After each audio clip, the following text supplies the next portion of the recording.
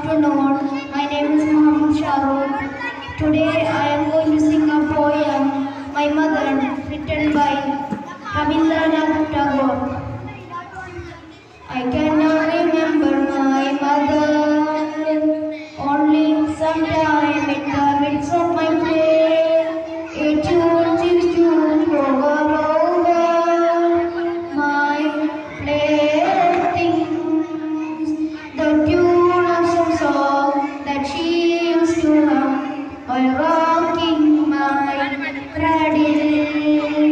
I cannot remember my mother, but when in the early autumn morning